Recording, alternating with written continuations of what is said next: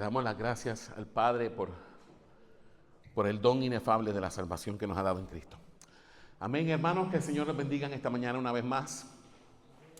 El hermano Benjamín se lastimó la espalda subiendo las matas por el frío, estaba subiendo las matas y se lastimó la espalda, me dijo Mabel. Así que vamos a mantenerlo en oración, o sea, no tenemos traducción hoy. Pero tenemos al Señor. Amén. ¿Qué pasó? ¿Las matas? ¿Las plantas? Sí, las matas son las plantas. En el Caribe le decimos mata. Sí, las matas, sí, pero son plantas, las plantas. Así que vamos a estar orando por él. Iglesia, de una vez quiero invitarte a que inclines tu rostro. Vamos a orar, vamos a presentar esta segunda parte del servicio en esta mañana y pedirle al Señor que se mueva en este día. Padre, en esta hora presentamos delante de tu presencia a los hermanos que por alguna razón u otra en este día no pueden estar aquí con nosotros, Señor. Aquellos, Padre amado, que están enfermos, Señor, tú conoces las diferentes situaciones, Señor. Te pido, Señor, que pongas tu mano sanadora sobre don Roberto. Señor, que en estos días Jake, el nieto, me escribió que no se había estado sintiendo bien. Tú sabes, Señor, que él ama estar aquí, Señor. Tal vez, Señor, él no puede comunicarse correctamente, Señor, pero Señor, tú sí, de alguna manera especial, tienes un trato personal con él, Señor, y tú tocas su corazón directamente a través de la palabra, Señor. Gracias, Señor, porque yo he podido ser testigo del amor que él tiene por las Escrituras. Yo lo he visto. Señor, lo he visto cómo él en su casa, en su apartamentito, Señor, tiene sobre la mesa de comedor su Biblia abierta, sus libretas, sus anotaciones, todo, Señor.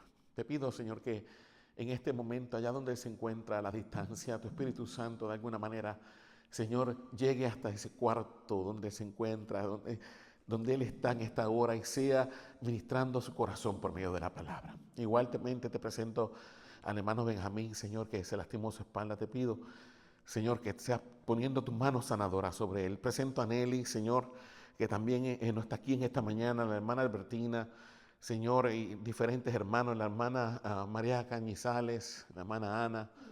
Señor, te los presento a cada uno, Señor.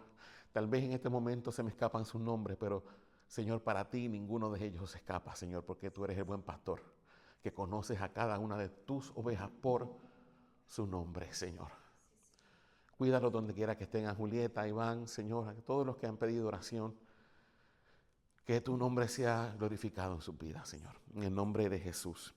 Señor, en este momento que nos dedicamos Señor, a exponer esta enseñanza, sabes que llevamos 8 semanas, Señor, tratando de poner las bases, Señor, para poder entrar al estudio o Señor, a la exposición del libro de Génesis, Señor, el cual es palabra tuya inspirada.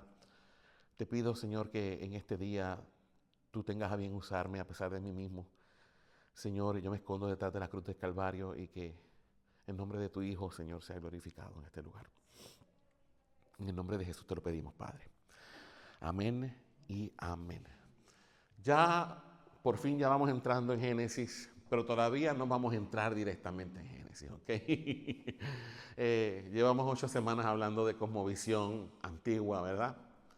Y tocamos ciertos pasajes como el libro de Job, donde se habla de los hijos de Dios que se reúnen, entre los cuales vino también un ser que tenía un título llamado el adversario, el acusador.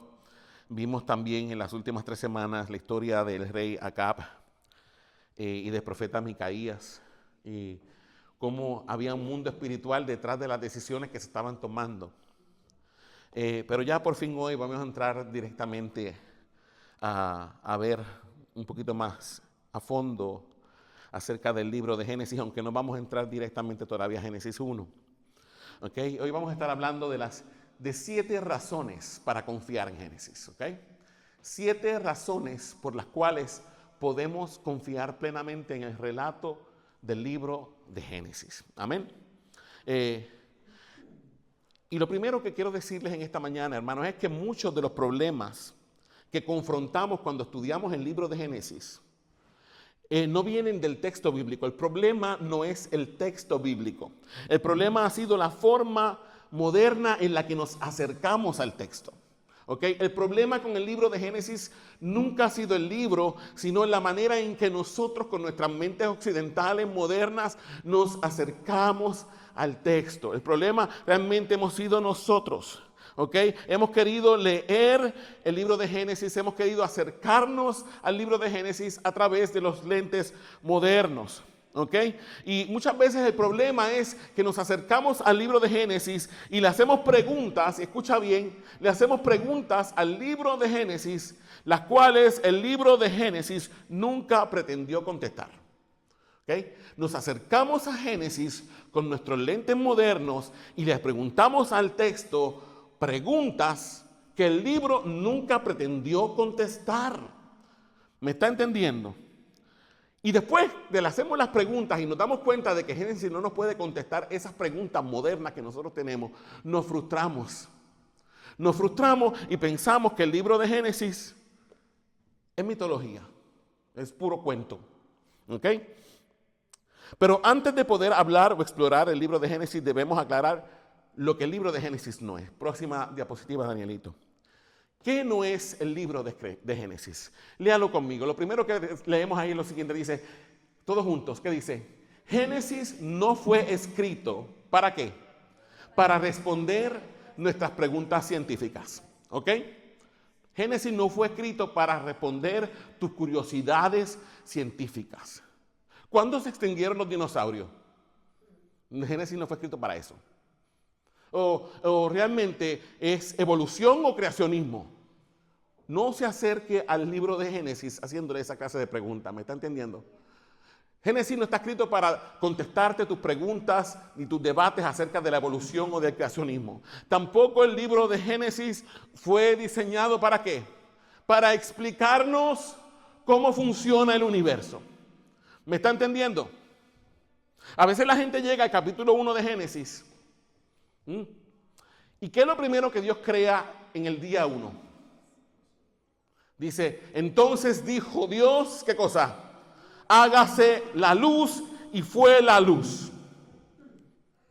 Pero ¿cuándo Dios creó el sol, la luna y las estrellas? En el relato de Génesis. En el día 4. ¿Me está entendiendo? Entonces la gente dice, el libro de Génesis es falso. Porque Dios creó primero la luz y después creó el sol, la luna y las estrellas. Pues ¿saben una cosa? Génesis no fue diseñado para eso. ¿Usted me está entendiendo?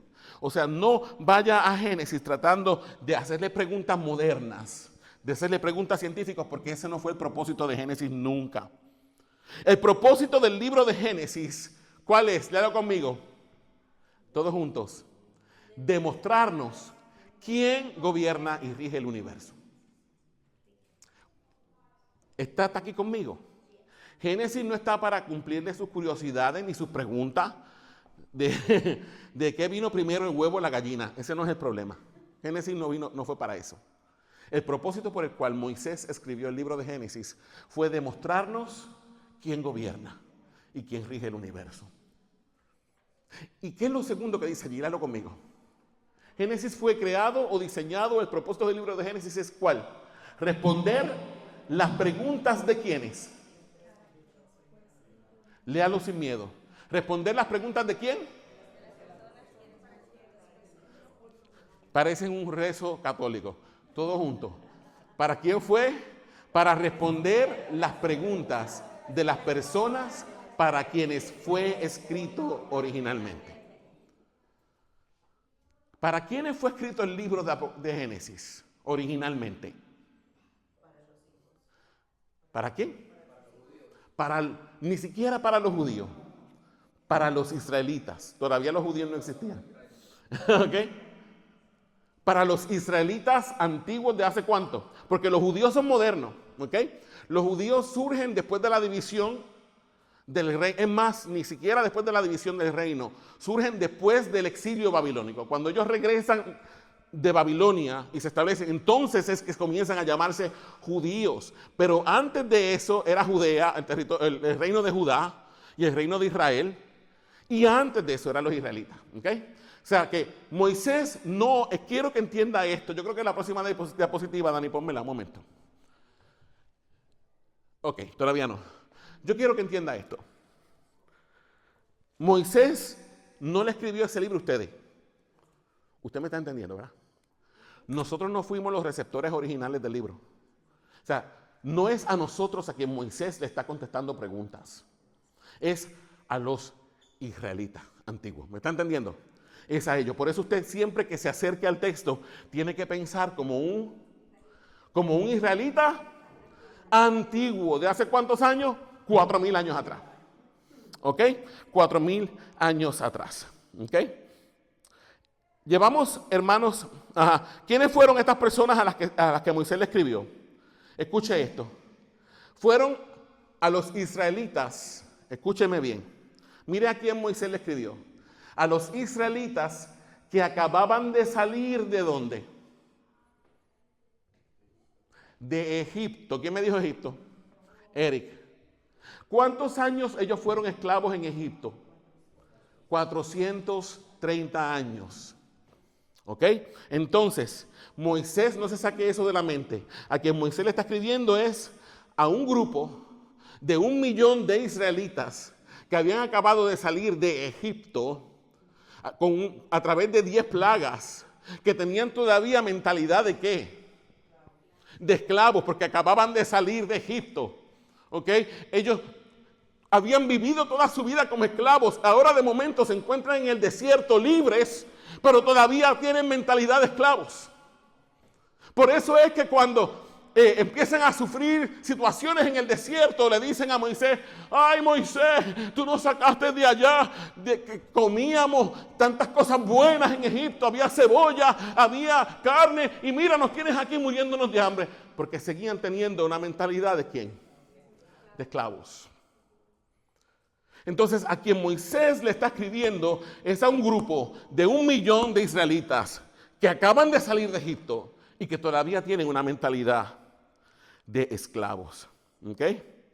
Gente que por siglos, por 4 siglos, habían vivido sin identidad, sin propósito, y en medio de una cultura pagana que había influenciado su manera de pensar. 430 años, 4 siglos de esclavitud. Esa gente había perdido toda identidad, había perdido todo propósito y había sido influenciada ¿por qué? Por la cultura pagana de los egipcios. Se está ubicando conmigo lo que le quiero decir, ¿verdad? Por eso usted no puede acercarse a Génesis con los lentes que usted tiene ahora. Tiene que tratar de meterse en la mente de una de esa gente que iba, en ese bonche de gente que iba en el desierto. ¿Me está entendiendo? A lo largo de estas últimas 8 semanas hemos estado hablando del concepto de cosmovisión, ¿verdad que sí? Hemos dado diferentes definiciones acerca de lo que es la cosmovisión. Así que hasta este punto es posible que ya usted esté un poquito familiarizado con el concepto de cosmovisión. Se sienten familiarizados ya con la cosmovisión, ¿verdad? Ahora, hoy les voy a dar una definición todavía más sencilla de la que le había dado anteriormente. Léalo conmigo. ¿Qué es la cosmovisión?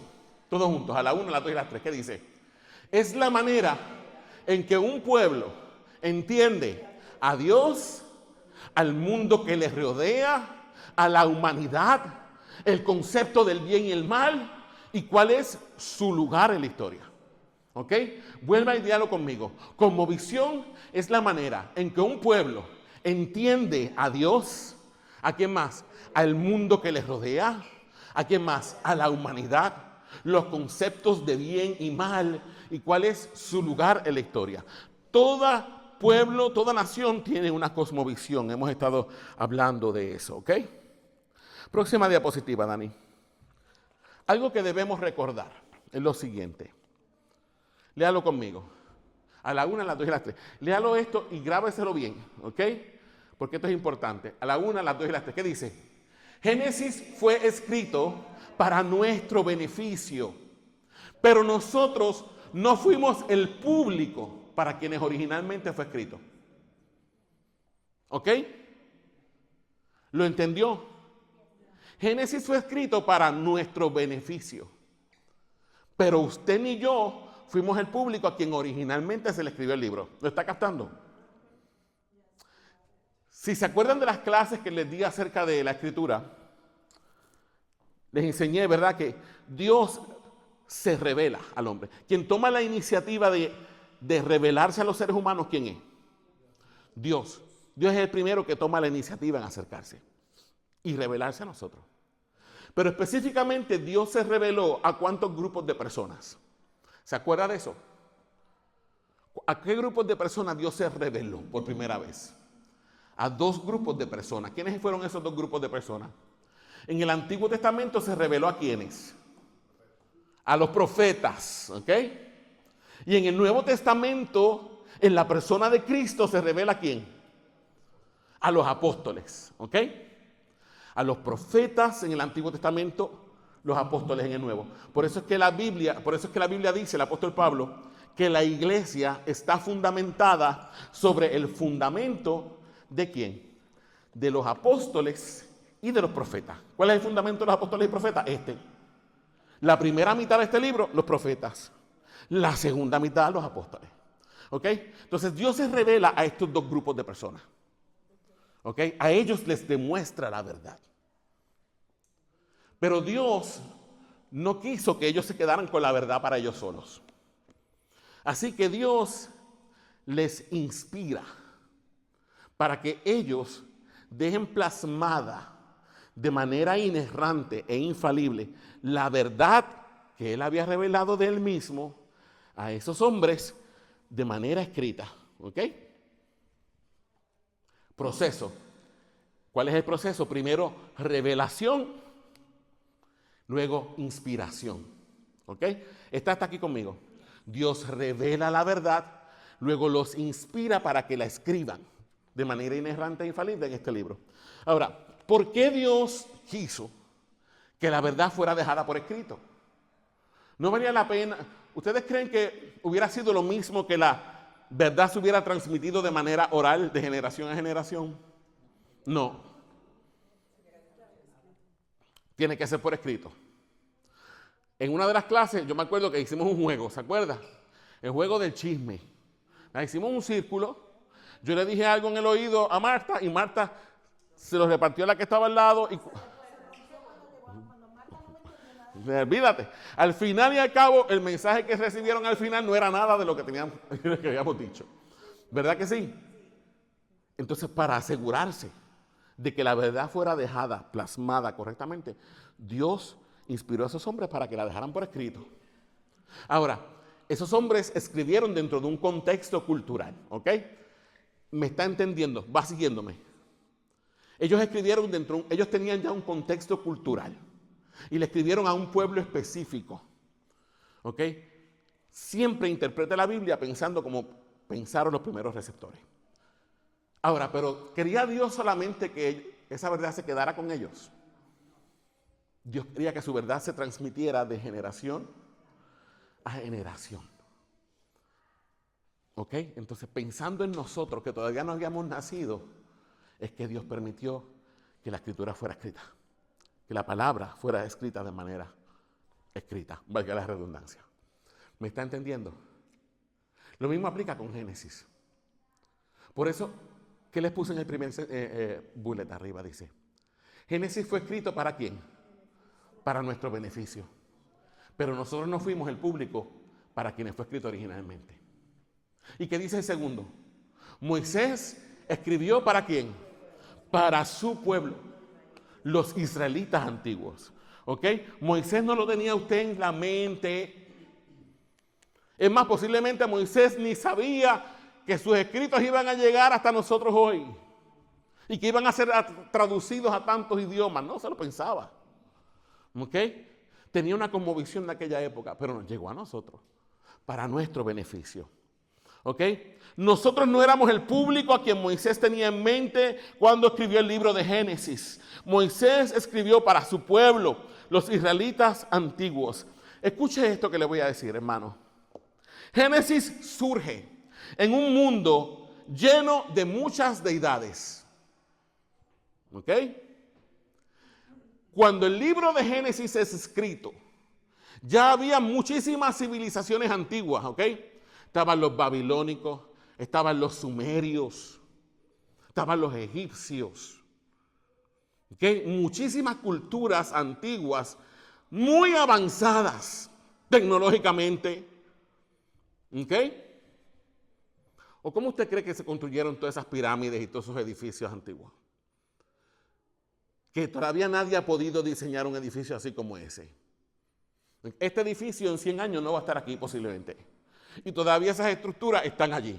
Eric que fue a Perú sabe que todavía ya está el Machu Picchu, ¿verdad? Está todo eso intacto. O sea que cuando Moisés escribe, escúchame bien esto, cuando Moisés escribe, habían muchísimas deidades ya en todas las regiones, ¿ok?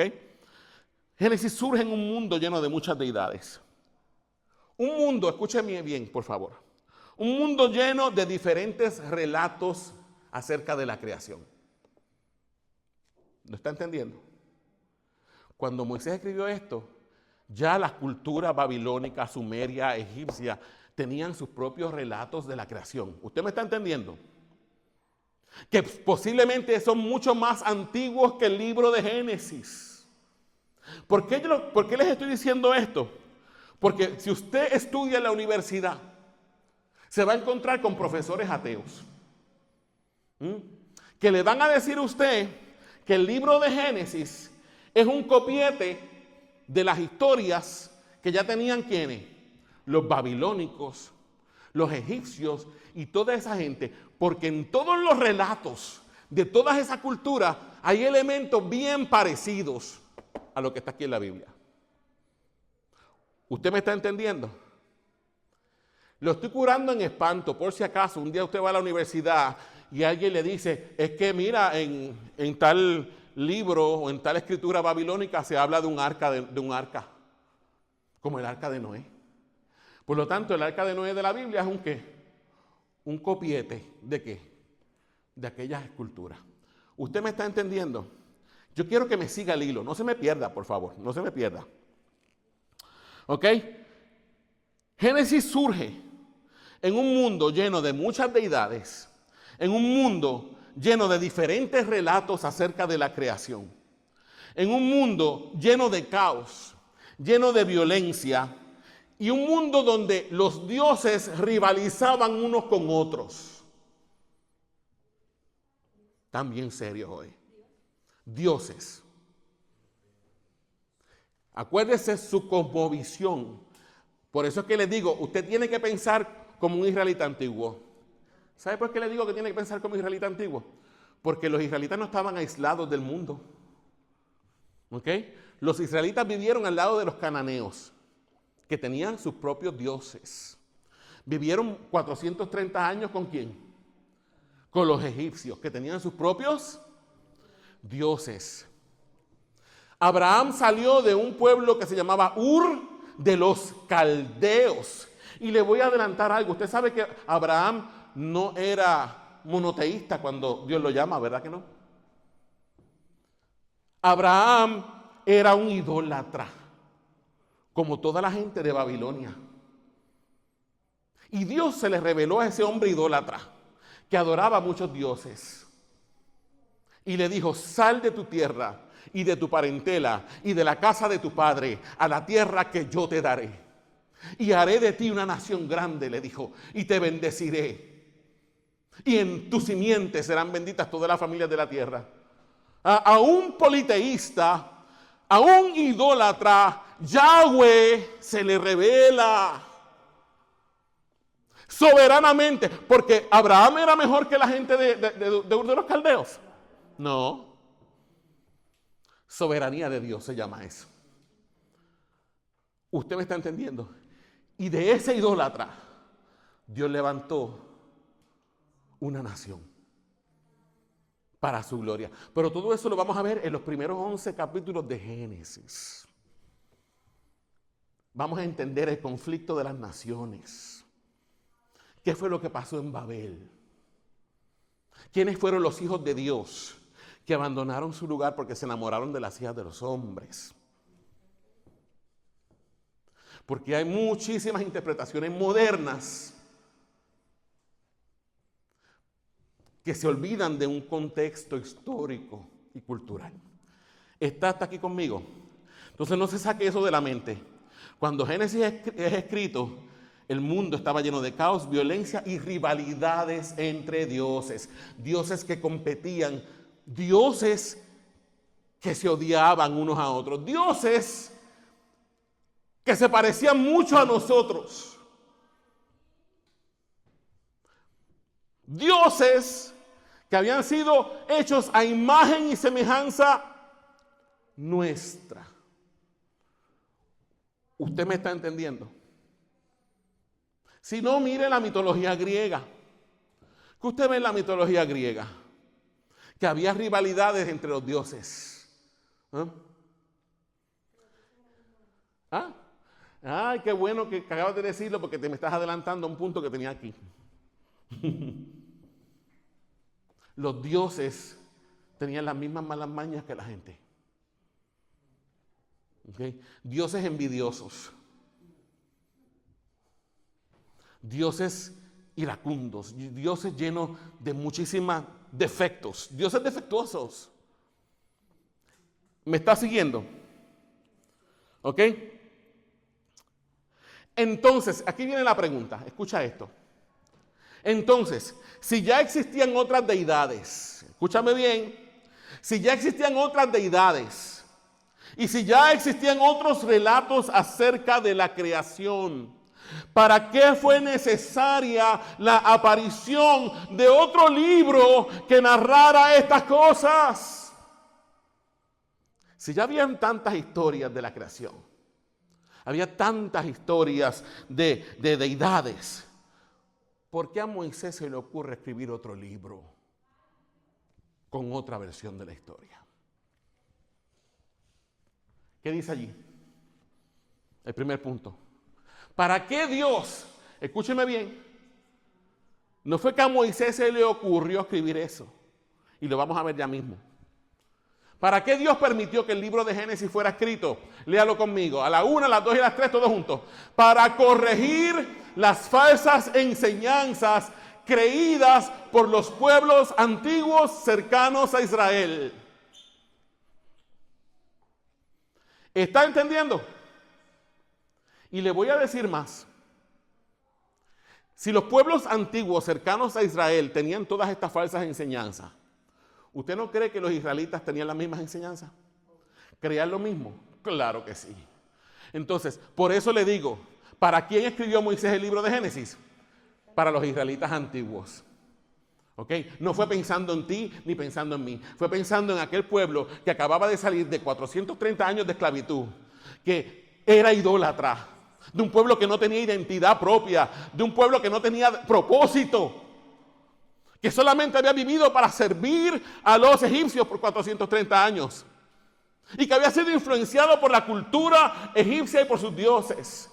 Entonces Dios escribe e inspira a Moisés para que escriba el libro de Génesis para corregir las falsas enseñanzas creídas por los pueblos antiguos cercanos a Israel. ¿Está hasta aquí conmigo? ¿Lo está entendiendo?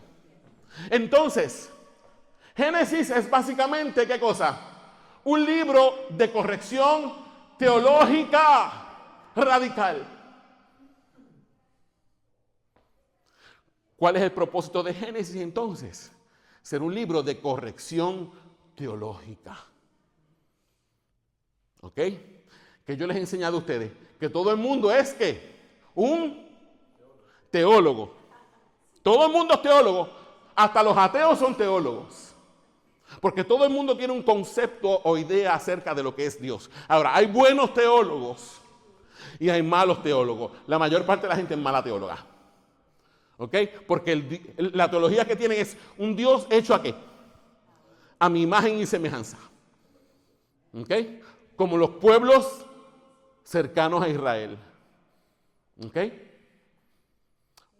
¿Está viéndolo conmigo? ¿Está siguiéndome? Ay, tengo tiempo todavía. Estoy pensando predicar 2 horas. Enseñar la mentira, no. No voy a hacerles eso. Primero, yo creo que ni yo mismo lo aguanto. Trabajé todo el fin de semana. Uy, hermanos, anoche tuve un turno, pero malo. Tuve 3 pacientes.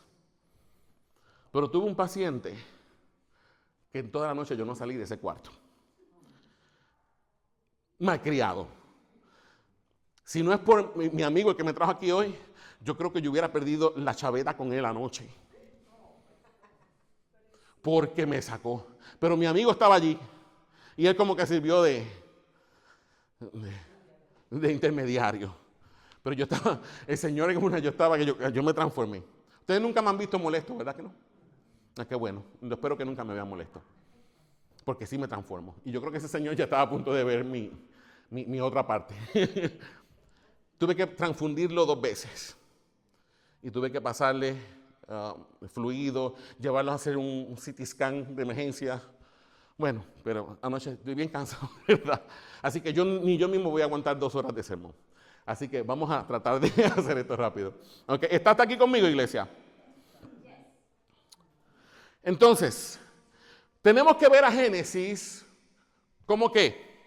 Como un texto de conflicto teológico, no de mitología ingenua. Ups, ¿qué quiere decir eso?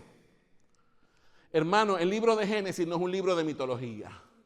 El libro de Génesis es un libro de conflictos teológicos. ¿Cómo que conflicto teológico, pastor? Claro que conflicto teológico. Porque esos israelitas que llevaban 430 años en el desierto tenían una imagen bien distorsionada de Dios. ¿Me está entendiendo? Y Moisés escribe este libro para corregirlos doctrinalmente. ¿Está entendiendo hasta aquí? Dice allí, ¿qué dice el primer bullet? Dice, el libro de Génesis está ¿en qué? En confrontación directa. ¿Con qué? Con otros relatos similares del antiguo cercano Oriente. ¿Qué les dije? Que había historias de la creación, ¿verdad que sí? Hay una historia de la creación de los babilónicos que habla de que, no me acuerdo el nombre de la deidad, los otros dioses lo mataron y con la sangre de ese Dios la mezclaron con el barro de la tierra y de ahí salieron los seres humanos. Sí, son historias de las demás culturas. Les dije que hay historias del arca de Noé, ¿verdad? O no de Noé, obviamente, pero sí arcas donde se salvó la gente. Porque el diluvio, ¿cómo le dice en el encabezado de su Biblia? En el capítulo donde se habla del diluvio, ¿qué dice? Especialmente si tienes Reina Valera. Adelante hacia Génesis 6 o 7, no me acuerdo. Si tienes Reina Valera, ¿qué dice?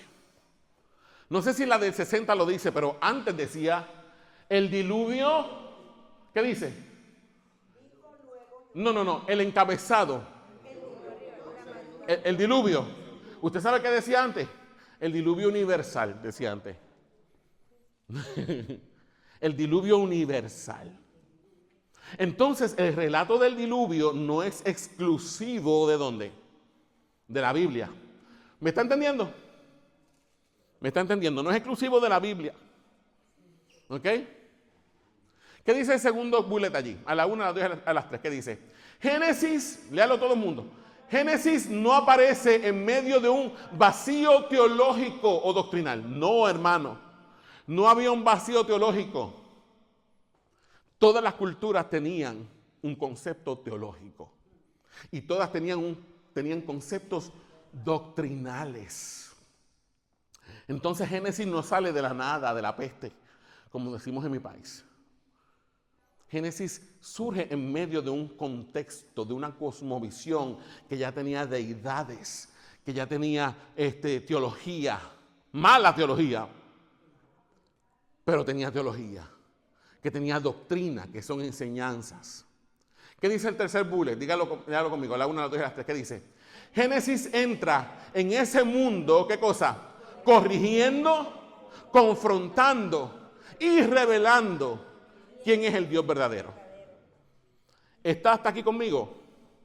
¿Está entendiendo esos conceptos? Hermano, si tiene duda o pregunta, antes de yo entrar a Génesis, necesito que tengan estos conceptos claros. ¿Me está entendiendo? ¿Tienen dudas, preguntas hasta aquí? ¿Alguien tiene dudas, preguntas? Puede hacerme preguntas con confianza. ¿Me está entendiendo? ¿Siguió aquí conmigo? Ok. Hermanos, Israel vivía rodeado de pueblos con sus propias deidades. Escúcheme bien. Israel vivía rodeado de pueblos con sus propias deidades. Pueblos que tenían sus propios relatos acerca del origen del mundo y el universo. Pueblos que tenían sus propios relatos acerca del origen y el propósito del hombre.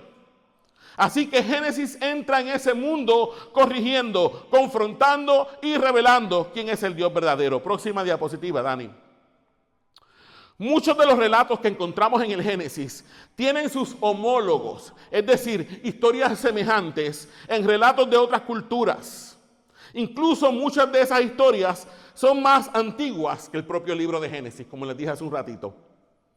Ahora, cuando digo que son más antiguas que el libro de Génesis, me refiero a que son más antiguos en su forma escrita. Ahora, el hecho de que sean antiguos no significa que sean verdaderos, ¿me está entendiendo? ¿Ok? ¿Qué dice allí? Léalo conmigo. Muchos de los relatos que encontramos en el Génesis tienen sus homólogos en relatos de otras culturas. Algunos de estos relatos de estas culturas son más antiguos que el propio libro de Génesis. Sin embargo, ¿qué dice el último bullet? Todo junto. Sin embargo, antigüedad no necesariamente es sinónimo de veracidad. ¿Está hasta aquí conmigo? Que sea antiguo no significa que sea veraz. Precisamente esa es una de las cosas que la Iglesia Católica dice. Dice, nosotros somos más antiguos que ustedes los protestantes, por lo tanto, nosotros somos la iglesia verdadera. Podrán ser más antiguos que los protestantes. Y podrán decir que tienen su origen en San Pedro, como dicen ellos. Pero están, en muchas de sus prácticas, están bien lejos de esto. ¿Usted me está entendiendo? Y si están bien lejos de esto, entonces no son la iglesia verdadera, aunque sea la iglesia antigua. ¿Usted me está entendiendo? Vejez no es sinónimo de estar correcto. Antigüedad no es sinónimo de verdad. ¿Por qué se ríe el hermano Ofelia cuando dije que vejez no es sinónimo de estar correcto? Porque es verdad. Muchos viejitos se creen que porque son mayores tienen la verdad. Y no necesariamente es así.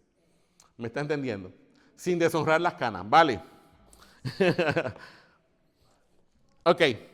Algunas investigaciones, escuchen esto. Hermanos, hay algo que se llama crítica textual, ¿ok? La crítica textual surgió en el siglo XIX. La crítica textual casi destruye a la iglesia cristiana. Porque empezaron a dejar de ver la Biblia con ojos espirituales y la empezaron a analizar a través ¿de qué? De los lentes de la ciencia moderna. Por eso es que le estoy diciendo, usted no puede mirar la Biblia con los ojos de un moderno. Tiene que verla como la vieron ellos. ¿Me está entendiendo? Si no, cuando llegue a la universidad y se encuentre con profesores como los que yo me encontré en la Universidad de Puerto Rico, que eran ateos o eran agnósticos, mucha gente de la universidad terminó como, aun cuando se criaron en la iglesia. ¿Cómo terminaron? Ateos y agnósticos. ¿Sabes por qué? Porque le creyeron los cuentos al profesor. ¿Me está entendiendo? Porque eran argumentos lógicos y eran argumentos científicos. Por eso no mire la Biblia con lentes científicos. ¿Está bien? ¿Está entendiendo el contexto de por qué Moisés escribió el libro de Génesis ahora? ¿Cuál era el propósito? ¿Para quién fue escrito? Yo sé que esa parte que les dije de que eran, habían sido esclavos por 430 años, que no tenían propósito de identidad, a que eso les abrió la mente de momento. ¿Habían visto Génesis a través de ese lente antes? ¿O no? Nunca. Porque ni yo mismo lo había visto a través de ese lente. Sino hasta ahora que me he puesto a estudiar esto. ¿Me está entendiendo? Seguimos acá. Algunos investigadores modernos han llegado a la conclusión de que el relato de Génesis es ¿qué dice allá al frente? Copy and paste, ¿de qué? De relatos antiguos. ¿Ok? Próxima diapositiva. Sin embargo, hermano, yo quiero que entienda algo. Dígalo conmigo. A la 1, a las 2 y a las 3, todos juntos, ¿qué dice? El hecho de que los relatos del Génesis tengan similitudes con otros textos del antiguo cercano oriente, páralo allí, Yo quiero que se mantenga con eso en la mente. Antiguo, cercano, oriente. Porque ¿dónde se encuentra Israel, hermano? En el antiguo, cercano, oriente. Y no estaban aislados. Tenían influencia de todas esas culturas, ¿me está entendiendo? Entonces, el hecho de que los relatos de Génesis tengan similitudes con otros textos del antiguo cercano oriente, léalo conmigo, más que una objeción contra la autenticidad y veracidad del libro mismo, ¿qué dice? Es una confirmación de lo contrario. ¿Cómo que es una confirmación de lo contrario, pastor? ¿Cómo usted se atreve a decirme que el hecho de que existan otros relatos similares a los que aparecen en la Biblia no es una contradicción de la autenticidad de la Biblia, sino que es todo lo contrario, que es una confirmación de que la Biblia es la verdad? ¿Sabe por qué, hermano? Porque a pesar de que esos relatos son contradicciones aberrantes, los relatos de esas otras historias son contradicciones aberrantes y distorsionan las verdades reveladas del libro de Génesis. A pesar de eso, confirman una cosa. ¿Sabe qué confirman? El origen común de la raza humana. Se me perdieron. Se me perdieron, ¿verdad? ¿Sabe lo que confirma que toda esa gente tenga más o menos historias similares? Que hay una memoria colectiva. ¿Usted me está entendiendo? Hay una memoria colectiva común. Vinimos de una misma raíz. Vinimos de una misma raíz. Hermanos, ¿de dónde usted cree que salieron todas las naciones del antiguo cercano oriente? ¿De los hijos de quién? No, ¿de los hijos de quién? Piensen, adelántense de historia. No, antes de Abraham. No, Caín, la generación de Caín murió en el diluvio. ¿Los hijos de quién? ¿Lo tienes? De Noé. ¿Por qué ustedes creen que todas esas culturas tienen un relato del diluvio? Porque fueron los descendientes de los hijos de Noé que se salvaron, ¿dónde? En el arca.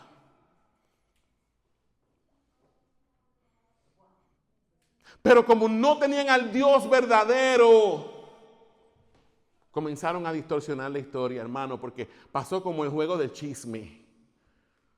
El relato fue pasando de boca en boca, de boca en boca, de boca en boca. ¿Ok? Después ocurre la Torre de Babel, donde la gente quedó confundida porque empezaron a hablar diferentes idiomas. Hermano, y la verdad se diluyó ¿en qué? En un montón de historias mitológicas. ¿Está viendo porque ahora Dios revela la verdad en el libro de Génesis a través de Moisés? Entonces, el hecho de que hayan historias parecidas a la Biblia, lo que me habla es de la veracidad de la Escritura. Porque la Biblia me enseña que todos nosotros venimos de una misma raíz común. ¿Me está entendiendo? Por eso había una memoria colectiva de un diluvio. Que con el paso de los siglos, que con el paso de las generaciones, se fue distorsionando y se fue perdiendo. ¿Usted está conmigo? ¿Lo está entendiendo? Esto nos habla de un tipo de memoria colectiva común. Nos habla de un ancestro común a todas las culturas. Y esto encaja perfectamente con el relato del libro de Génesis, especialmente Génesis capítulo 10, donde está la tabla de las naciones. Los hijos de Jafet, los hijos de Cam, los hijos de Sem, que se dividieron de acuerdo a sus lenguas después de la Torre de Babel. ¿Me está entendiendo? ¿Me está siguiendo hasta aquí? ¿Qué dice la próxima diapositiva? ¿Qué dice? Entonces, Génesis, ¿qué dice? Aparece para decirle a los israelitas antiguos. ¿Para qué apareció Génesis? para decirle a los israelitas antiguos, ¿qué cosa? Léalo conmigo. Estas naciones piensan que así fue como sucedieron los hechos, pero en realidad ocurrieron de la manera en la que yo los narro. ¿Usted me está entendiendo? ¿Para qué aparece el libro de Génesis? Hermano, Génesis no es un copy-paste de nadie. Y les voy a demostrar ya mismo por qué no es un copy-paste de nadie. No es un copy-paste de ninguna de esas culturas. Génesis aparece para decirle a los israelitas antiguos, estas naciones que están alrededor de ustedes, todos estos pueblos que viven en la tierra de Canaán donde ustedes van a entrar, los egipcios de donde salieron, los edomitas, todas las culturas que están alrededor de ustedes piensan que como pasaron las cosas fue como ellos la dicen.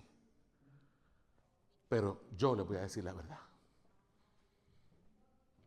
¿Me está entendiendo? Porque al final y al cabo, ¿quién es el que habla a través de la Escritura? ¿Es Moisés? ¿O es Dios? ¿Quién es el autor final de la Escritura? ¿Es un hombre o es Dios? Es Dios. Entonces, acuérdese de esto. Génesis aparece para corregir los errores doctrinales que todas aquellas culturas tenían. ¿Me está entendiendo? Y que habían influenciado a los israelitas. Hermanos, ¿y por qué podemos estar seguros de que lo que dice Génesis es la verdad? ¿Por qué podemos estar seguros de lo que dice Génesis es la verdad? ¿Sabe por qué podemos estar seguros? Porque el Génesis pertenece a ¿qué libro? A las Sagradas Escrituras. Y la Biblia dice que las Sagradas Escrituras, ¿qué son?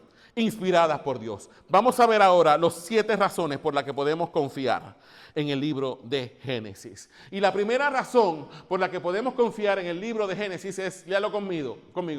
Podemos confiar en Génesis porque, ¿qué dice?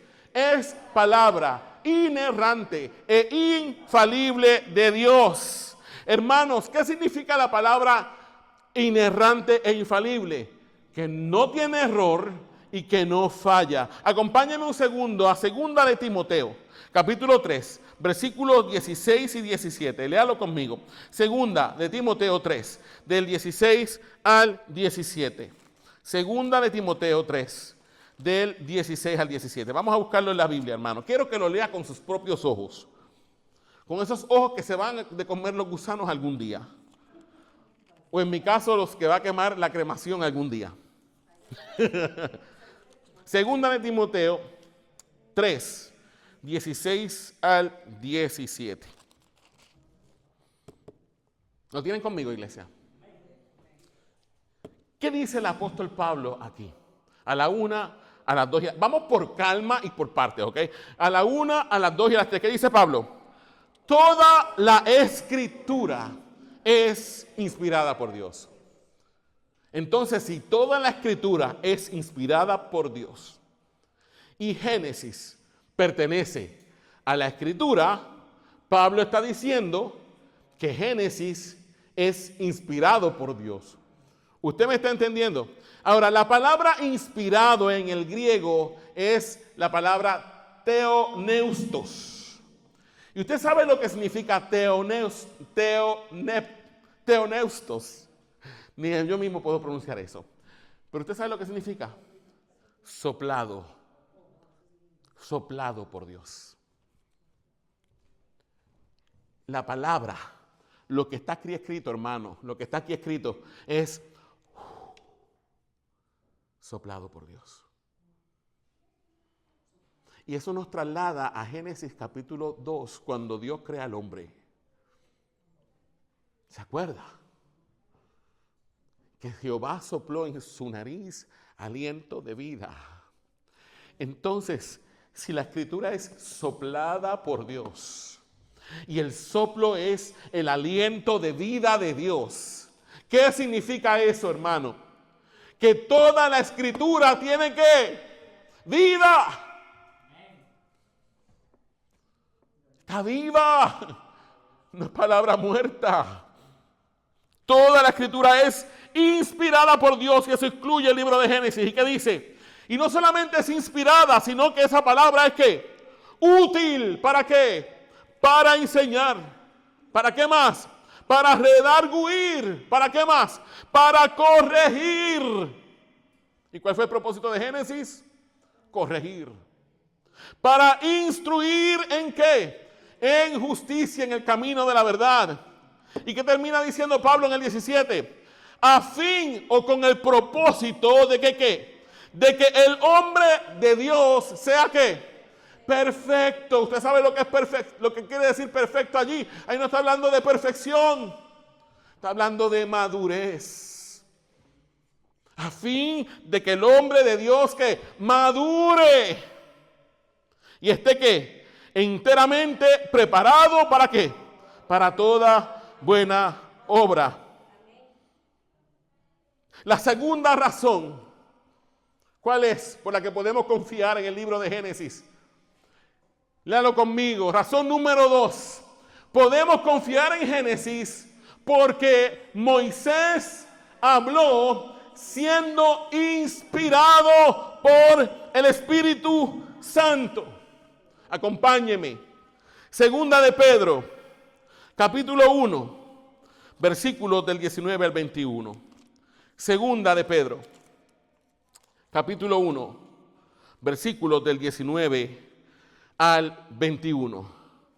¿Lo tienen todos, iglesia? Segunda de Pedro, capítulo 1, versículos 19 al 21.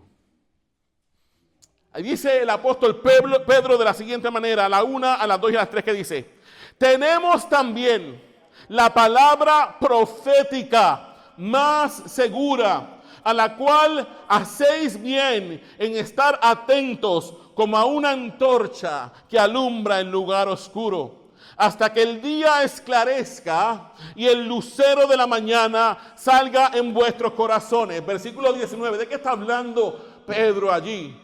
Dice que tenemos la palabra profética más segura. ¿Cuál es la palabra profética más segura? El libro que usted tiene en sus manos ahora. Y dice Pedro que hacemos bien, ¿en qué cosa? En estar atentos. ¿Estar atentos a qué? A lo que está aquí escrito. Y dice allí, que dicen, tenemos que estar atentos a esta palabra, ¿cómo a qué? Como a una antorcha que alumbra, ¿dónde? El lugar oscuro. ¿Qué es el lugar oscuro, hermano? El mundo que nos rodea, ¿cierto o falso? Entonces, en este mundo de oscuridad en el que vivimos, la antorcha que brilla en el lugar oscuro, ¿cuál es? La palabra profética más segura que tenemos aquí. Ahora, Pedro dice algo más. ¿Hasta cuándo debemos estar atentos a esa palabra profética segura que brilla como una antorcha en el lugar oscuro? ¿Qué dice allí? Hasta que el día esclarezca y el lucero de la mañana salga en vuestros corazones. ¿Usted sabe de qué está hablando allí? De la segunda venida de Cristo.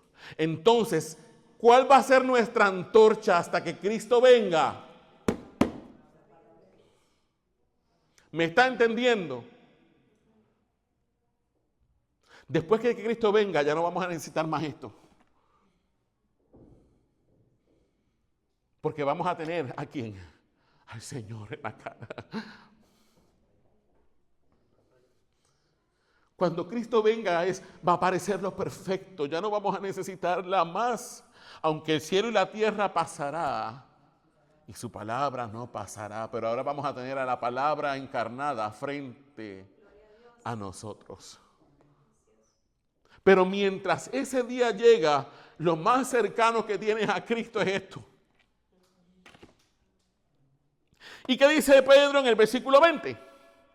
Entendiendo primero esto, que ninguna profecía de la Escritura es de interpretación privada. Cuando habla de profecía no está hablando de augurios del futuro, está hablando de la palabra. Y termina diciendo en el versículo 21, porque nunca, diga conmigo, nunca la profecía fue traída, ¿por qué? Por voluntad humana, sino que los santos, hombres de Dios, incluido Moisés, hablaron siendo inspirados por el Espíritu Santo. Génesis cae en esa categoría. Ahora, Pedro dice aquí que los hombres de Dios hablaron siendo inspirados por el Espíritu Santo, ¿verdad? Pero Pablo dice en 2 de Timoteo 3 que la palabra es inspirada, aunque en español se traducen igual, en el griego no es la misma palabra. La escritura, dice Pablo, que es soplada por el Espíritu. Y es la palabra teoneusto. ¿Se acuerda que le dije que era teoneusto? Ahora, la palabra que Pedro usa aquí para inspiradas es la palabra peroneomai. Feroneomai. Perdónenme mi griego, que yo no hablo griego, pero es la palabra. ¿Y usted sabe lo que significa esa palabra? La Biblia es soplada por Dios. Tiene la vida. Los autores de la Biblia no son infalibles, escúcheme bien. Fueron hombres pecadores, ¿verdad que sí? Y sin embargo escribieron palabra infalible e inerrante, siendo ellos pecadores, siendo infalibles. ¿Sabe por qué? Porque fueron guiados por el Espíritu Santo. Eso es lo que significa la palabra inspirado en el griego. Fueron guiados por el Espíritu Santo. Les puso un barco de vela, ¿lo ve allí? Es como si los escritores de la Biblia fueran el barco de vela. ¿El barco de vela puede moverse e impulsarse el mismo?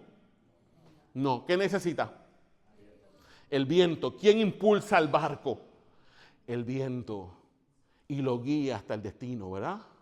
Claro que está el timón ahí envuelto y todo.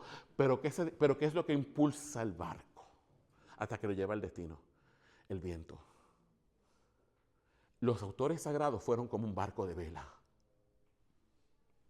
Y el Espíritu Santo fue guiándolos, fue dirigiéndolos sin alterar su humanidad, sin alterar su personalidad, sin alterar su conciencia, sin alterar su vocabulario, sin alterar su cultura, sin alterar su cosmovisión del mundo. Los guió hasta que dejaron plasmado esto aquí, de manera inerrante e infalible. Por lo tanto, esta palabra sí fue escrita por hombres, pero el autor verdadero es el propio Dios. Pero Dios dejó intacta la personalidad de ellos. Usted puede ver a Pablo, cuando usted lee las cartas de Pablo, usted puede sentir a Pablo. Cuando usted lee las cartas de Juan, primera y segunda y tercera de Juan, a usted no le da ternura el viejito. Cada vez que yo leo a Juan, a mí el corazón se me enternece porque yo lo que estoy oyendo es a un abuelo. Su personalidad está ahí. Pero es palabra de Dios. Al mismo tiempo que yo puedo sentir a Juan, también sé que esa palabra tiene vida, porque me llega. ¿Me está entendiendo, iglesia? Esa es la segunda razón. La tercera razón por la que podemos confiar en la Biblia. Léalo conmigo. Daniel, próxima diapositiva, papi. Razón número 3, léalo conmigo. Podemos confiar en Génesis porque presenta ¿a qué? A un Dios totalmente distinto al de otros relatos que ya había en aquella época. Ok, el Dios que se revela en Génesis no es un Dios inventado, es un Dios revelado. Un Dios que se da a conocer él mismo. Un Dios que se da a conocer. Ninguna otra cultura del antiguo cercano oriente presenta a un Dios eterno que no tenga principio de días ni fin de días. Si usted se fija, los dioses de la antigüedad se casaban y tenían hijos, ¿verdad que sí? Entonces, no eran el Dios eterno que la Biblia habla. Entonces, el Dios de Génesis no es un Dios como los dioses de las otras culturas que aparecen en los otros cuentos. ¿Usted me está entendiendo? La Biblia presenta a un Dios que no tiene rival. La Biblia presenta a un Dios que no tiene necesidad de nada, autoexistente.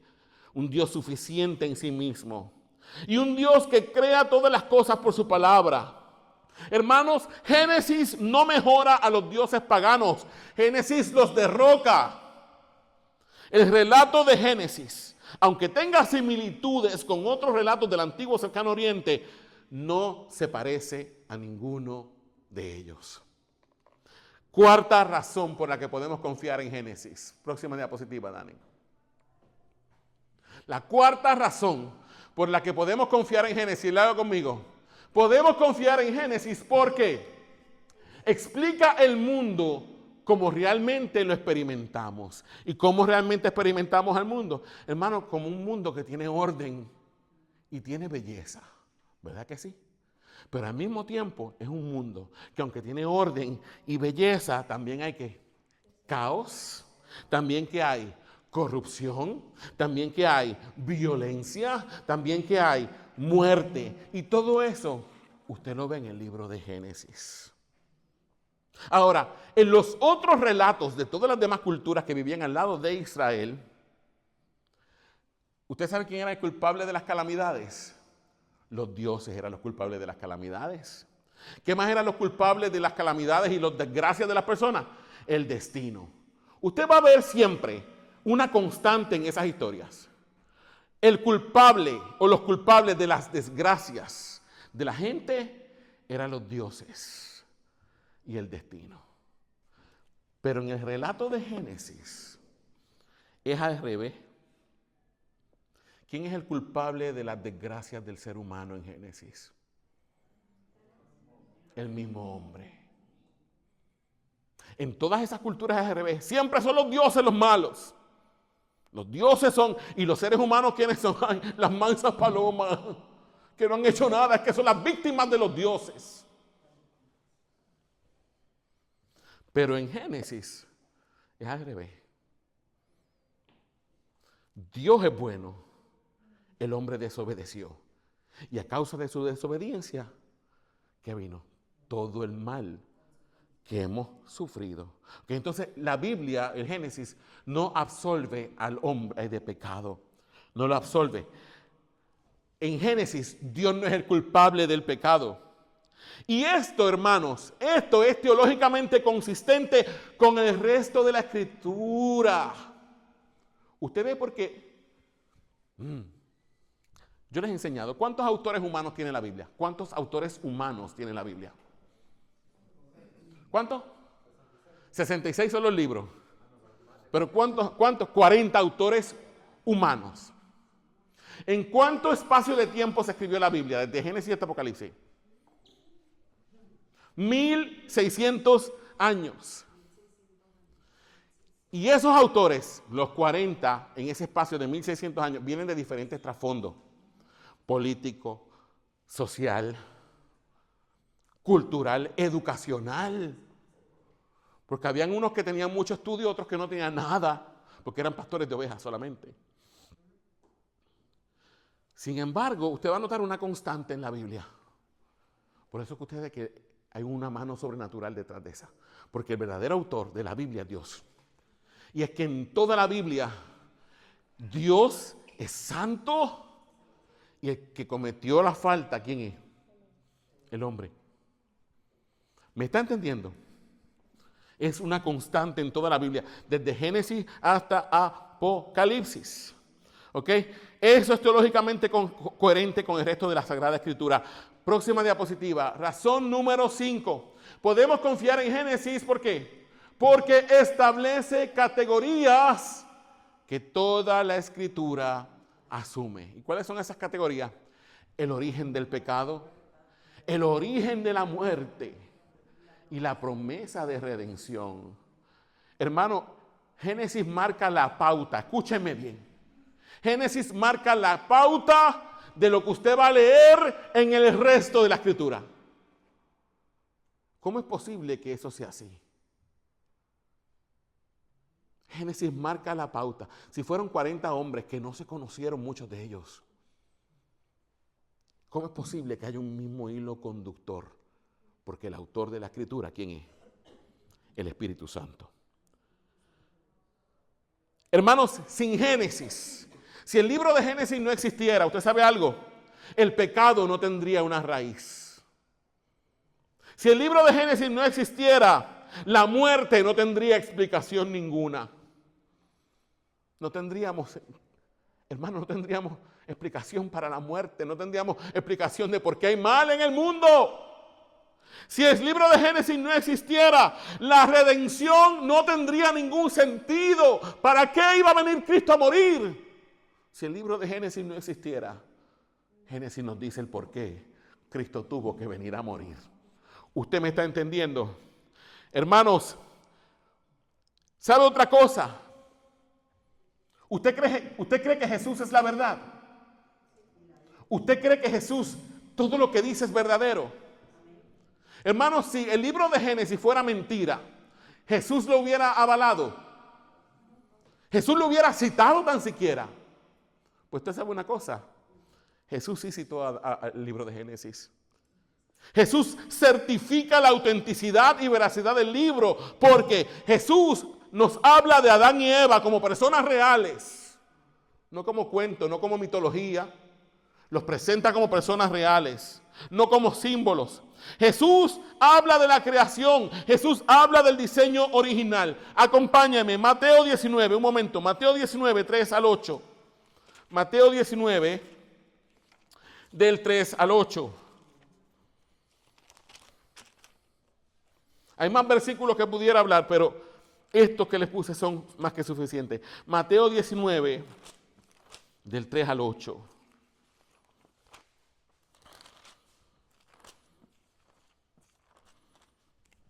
A la 1, a las 2 y a las 3. ¿Los tiene conmigo, iglesia? Mateo 19, del 3 al 8. ¿Qué dice allí? Me gustan las historias de Jesús en los evangelios porque son súper interesantes. Dice aquí, versículo 3, todos juntos, a la 1, a las 2 y a las 3, que dice: entonces vinieron a él, ¿quiénes? Los fariseos, tentándole y diciéndole: ¿es lícito al hombre repudiar a su mujer por cualquier causa? ¿Qué dice el versículo 4? Él respondió. ¿Y quién es él? Jesús. Él respondiendo les dijo, ¿qué les dijo? ¿No habéis leído que el que los hizo al principio, subraye eso, varón y hembra los hizo? Por casualidad, ¿en su Biblia hay alguna letrecita al lado de ese versículo? La mía dice una letra E. Vaya a la parte de abajo y busque qué dice la letra E. 19:4, ¿qué dice? Génesis, ¿qué? Dilo en voz alta. Génesis 1:27 y 5:2. Entonces Jesús está citando a quién ahí. Génesis. ¿Qué dice luego? Y dijo: por esto el hombre dejará, ¿qué? Padre y madre, y se unirá a su mujer, y los dos serán una sola carne. Oh, hay otra letrecita por ahí, ¿la vio? Una F, busca abajo, ¿qué dice? Génesis 2:24. Jesús está citando el libro de Génesis. ¿Qué dice luego? Así que no son ya más dos, sino una sola carne. Por tanto, lo que Dios juntó, no lo separe el hombre. Le dijeron: ¿por qué pues mandó Moisés dar carta de divorcio y repudiarla? Él les dijo: por la dureza de vuestro corazón, Moisés os permitió repudiar a vuestras mujeres. Pero ¿qué dice al final? Mas al principio no fue así. Vuelve y los lleva ¿a dónde? Al principio, al libro de Génesis. Entonces Jesús está citando ¿qué libro? Génesis. Si Génesis fuera palabra mentirosa, Jesús no la habría citado. ¿Usted me está entendiendo? ¿Quién más cita el libro de Génesis? Acompáñenme un momento a Romanos capítulo 5, versículo 12. Romanos 5, 12. Pablo ahora va a citar el libro de Génesis. Pablo mismo fundamenta su doctrina del pecado y de la salvación usando el libro de Génesis. Hermanos, si no hay libro de Génesis, no habría doctrina de pecado. Si no hubiera libro de Génesis, no habría doctrina de la salvación, porque ¿de qué rayos nos iba a salvar Dios? ¿Usted me está entendiendo? Romanos 5, 12. ¿Está viendo que Génesis es más que un libro de cuentos de niños? Génesis es palabra de Dios. Y todavía voy por Juan. Romanos 5, 12. Déjame encontrar. Voy por hecho, hermano. Discúlpeme que me entretengo hablando. Romanos 5, 12. ¿Lo tienen todo? Todo el mundo lo tiene menos el pastor. 5, 12. A la 1, a las 2 y a las 3. ¿Qué dice allí? Por tanto, como el pecado, ¿qué dice? Entró en el mundo por un hombre y por el pecado la muerte. ¿Qué dice ahí? ¿Chequeó lo que dice al lado de la muerte allí? Hay una letrecita, ¿la vio? ¿Qué letra es? La Y, la Y. Busque abajo que dice Y. Génesis 3:6. ¿Y qué dice Pablo? Después que dice que el pecado entró en el mundo por un hombre y por el pecado la muerte, ¿qué dice? Así la muerte, ¿qué pasó? Pasó a todos los hombres, por cuanto todos pecaron. ¿Está hasta aquí conmigo? Vamos al 14 al 18 ahora. ¿Qué dice Pablo en el 14 al 18? Dice, no obstante, reinó la muerte. ¿Desde dónde? Desde Adán. O sea que Adán es una persona real, según Pablo. No es un cuento, no es un símbolo, es una persona. No obstante, reinó la muerte desde Adán hasta Moisés. Aún en los que no pecaron a la manera de la transgresión de Adán, el cual, ¿qué dice? Es figura del que había de venir. Entonces Adán, dice Pablo, que era figura del que había de venir. ¿Y quién es el que había de venir? Jesús. Donde el primer Adán falló, el segundo Adán restauró todo lo que Adán perdió. ¿Usted me está entendiendo? Pero el don no fue como la transgresión, porque si por la transgresión de aquel uno, Adán, murieron los muchos, abundaron mucho más para los muchos la gracia y el don de Dios por la gracia de un hombre, Jesucristo. Y con el don no sucede como con el caso de aquel uno que pecó. Vuelve y cita a Adán. Porque ciertamente el juicio vino a causa de un solo pecado. ¿Cuál pecado? La desobediencia. Para condenación.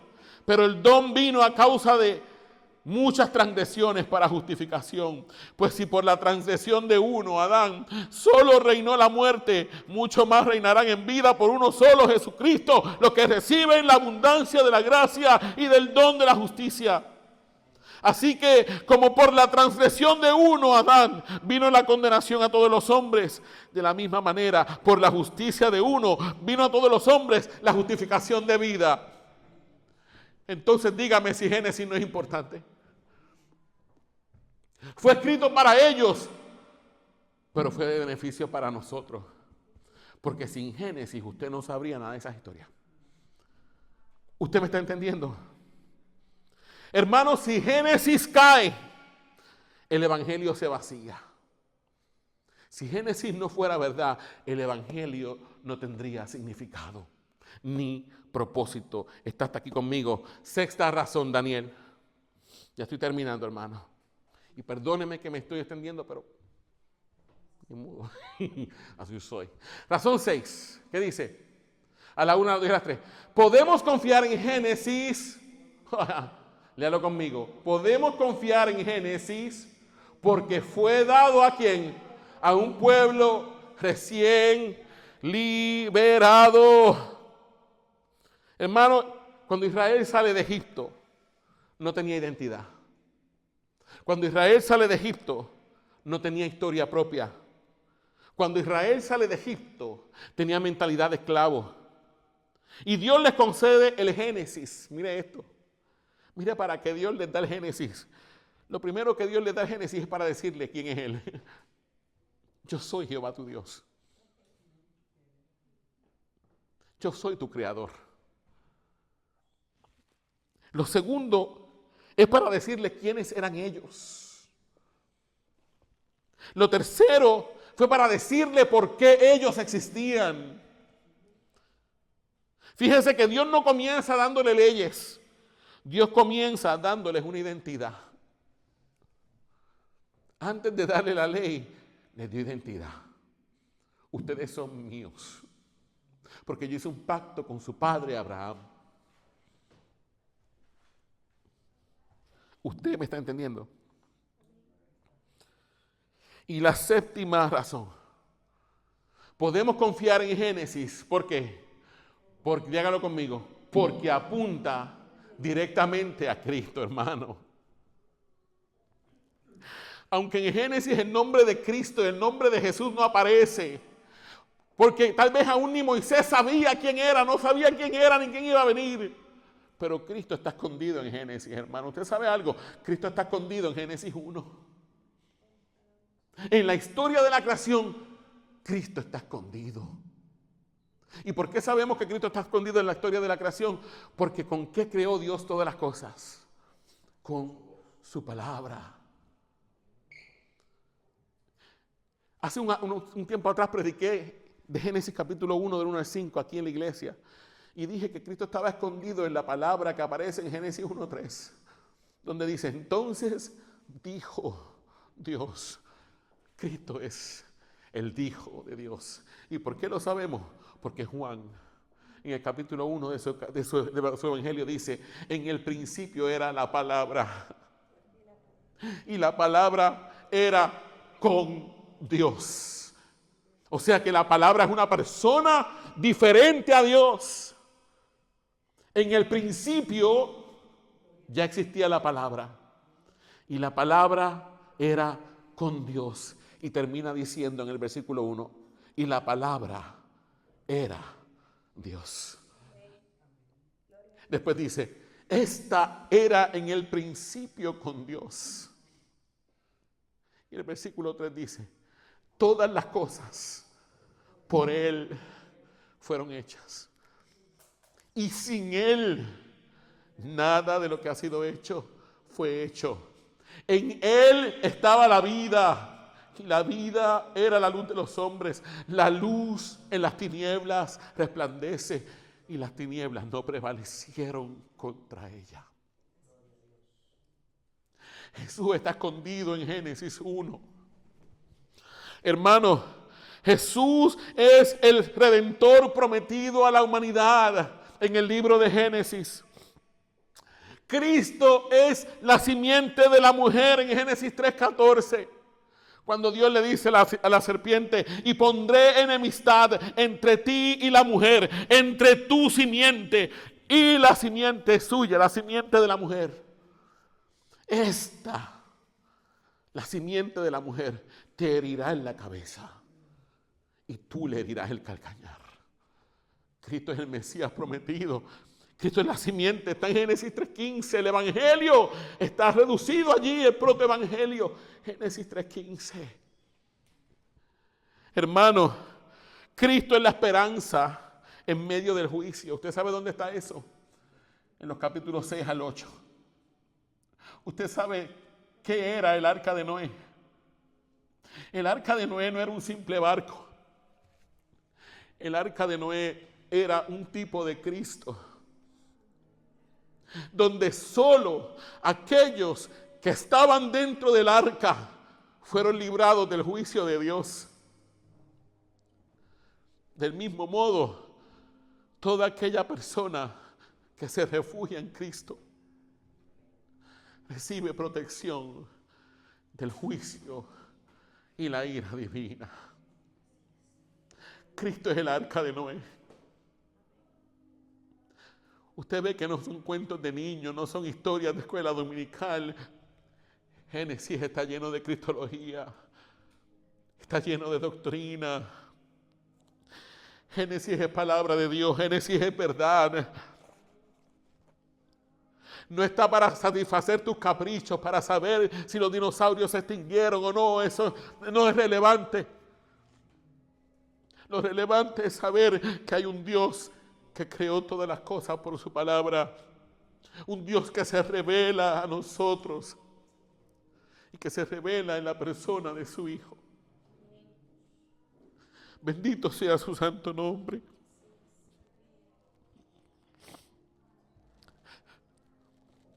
Hermano, Génesis no es el final de la historia. Génesis es el primer capítulo del Evangelio. El primer capítulo del Evangelio. Hermanos, confiamos en Génesis no porque responda a todas nuestras preguntas, sino porque nos revela al Dios que responde a nuestra necesidad más profunda, la necesidad de redención.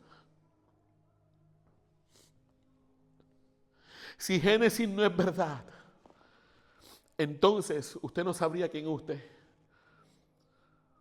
Usted no sabría por qué estamos rotos.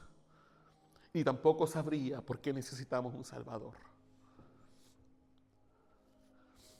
Génesis es más que un cuento de niños. Es el inicio de la historia de nuestra salvación. Y como dijo el pastor Rufat cuando vino en verano,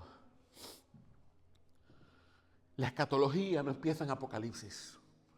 La doctrina de las últimas cosas que todo el mundo, ¡ay, le tienen miedo al cuerno del diablo! ¡Ay, que es Daniel, que es Apocalipsis! No, hermano, la escatología no empieza en Daniel ni en Apocalipsis. La escatología empieza en Génesis. En Génesis 3:15. Y pondré enemistad entre ti y la mujer, entre tu simiente y la simiente suya.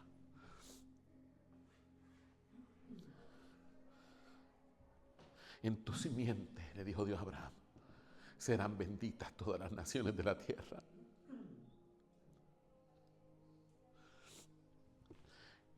Padre, en el nombre de Jesús nos acercamos a ti en esta hora. Te damos gracias por tu palabra. Gracias porque ella, Señor, tiene vida. Ella es vida. Señor, permítenos acercarnos a estos textos sagrados con reverencia, con amor. Pero sobre todas las cosas, Señor, permite que nuestras vidas sean transformadas por esta palabra. Señor, que lo que hemos aprendido aquí no se quede solamente en nuestra mente y en nuestro intelecto, Señor, sino que baje a nuestro corazón y transforme nuestras vidas.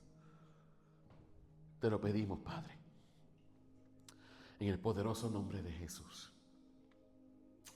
Amén. Gracias, Señor. Gracias, Señor.